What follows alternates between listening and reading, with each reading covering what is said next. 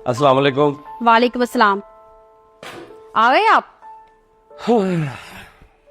आ गए हो। ये बताओ अब्बा जी की तबीयत कैसी है? अब्बा जी की तबीयत को छोड़े, पहले ना ये बिल देख ले।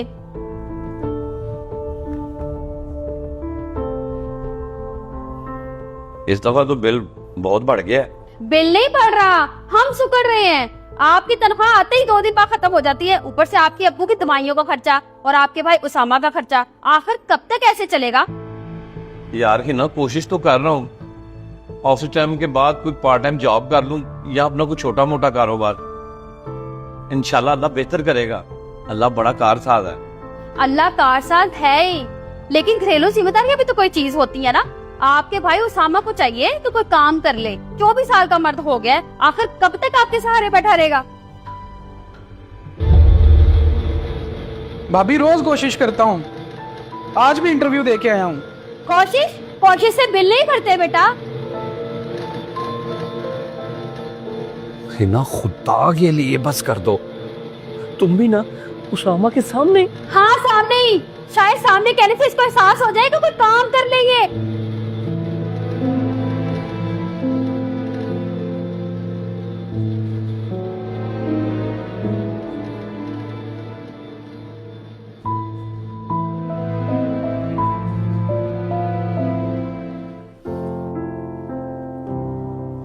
अच्छा मुंह ठीक करे ना मेरी जान, प्लीज। हकीकत को भी तो समझे ना। और आजकल के दौर में अपना ही खर्चा पूरा नहीं होता, हमारी अपनी भी तो फैमिली है। ऊपर से अब्बू और उसामा आपके खर्चे पे पल रहे हैं। मैंने उसामा को कोई गलत तो नहीं कहा? हिना, तुम्हें क्या लगता है कि उसामा कोशिश नहीं कर रहा? उसामा कोशिश कर रहा है। वो तो अल्लाह की तरफ से उसे नौकरी नहीं मिल रही, और जब तक उसको नौकरी नहीं मिलती वो मेरी जिम्मेदारी है, मेरा छोटा भाई है। मैं समझती हूँ, लेकिन अगर जिम्मेदारी तकसीम ना की जाए तो रिश्ते बोझ बनने लगते हैं। मुझे भी तो समझे ना मेरी जान, मैं कोई आपकी दुश्मन हूँ? मेरी बात माने, जब तक उसामा को उसकी पसंद की नौकरी नहीं मिलती, आप उसको अपने दोस्त की फैक्ट्री में लगवा दे। मेहनत मजदूरी करेगा, 4 पैसे कमाएगा, घर को कुछ तो फर्क पड़ेगा ना। मेरी बात को ना जरा ठंडे दिमाग से सोचिएगा। अच्छा आप बैठे, मैं आपके लिए चाय बनाकर लाती हूँ।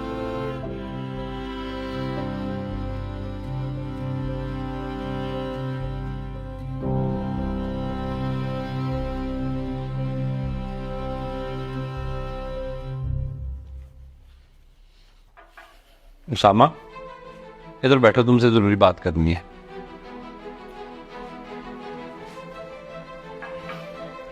जी भाई। वो मेरा दोस्त है ना रेहान, मैंने उसके साथ तुम्हारी जॉब की बात कर ली है। कल तुम उसकी फैक्ट्री चले जाना और जाके लोडिंग में उसका हाथ बटाना।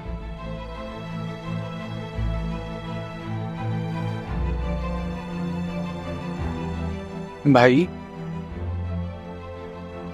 क्या आप भी अब मुझे बोझ समझने लगे?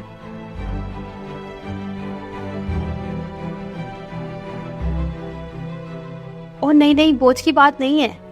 दरअसल शहरी की तनख्वाह से सारा घर चलता है, अगर तुम काम कर लोगे तो जरा हेल्प हो जाएगी। हिना बेटी, तुम्हें क्या लगता है कि शहरी की तनख्वाह से सारे घर का खर्चा चलता है? लगता है, अभी भी लगता है। अब्बा जी, सारा खर्चा चल ही शहरी की तनख्वाह से रहा है। नहीं बेटी, वो तनख्वाह नहीं, अल्लाह का वसीला है। उसमें तुम्हारा हिस्सा भी है, मेरा भी, असामा का भी। अल्लाह रिज़्क लिखता है, बस जरिया बदलता है। बेटी, एक दाना जब जमीन में दफन होता है तो उसे अंधेरा और मिट्टी दोनों घेर लेते हैं, मगर वो सब्र करता है और अल्लाह उस मिट्टी से 7 गुना दाने पैदा करता है। रिज़्क भी ऐसा ही है बेटी। इसी तरह रिज़्क भी कुर्बानी से बढ़ता है, शिकवे से नहीं।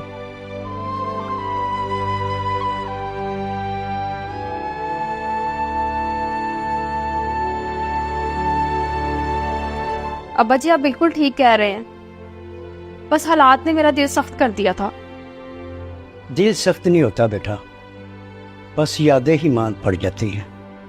आज तुमने याद कर लिया है, बस यही काफी है। अब्बू जी मुझे माफ कर दे,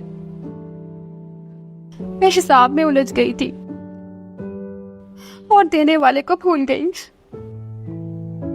भाभी अब ठीक कहती थी, मैं कल से ही वो फैक्ट्री ज्वाइन कर लूंगा। नहीं उसामा, तुम अपनी फील्ड की जॉब देखो। अब ये घर बोझ नहीं उठाएगा, मोहब्बत बांटेगा।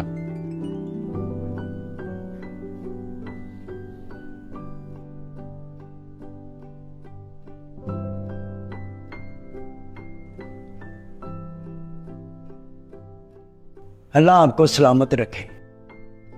बरकत तनख्वाह से नहीं, नीयत से आती है। जी अब्बा भी।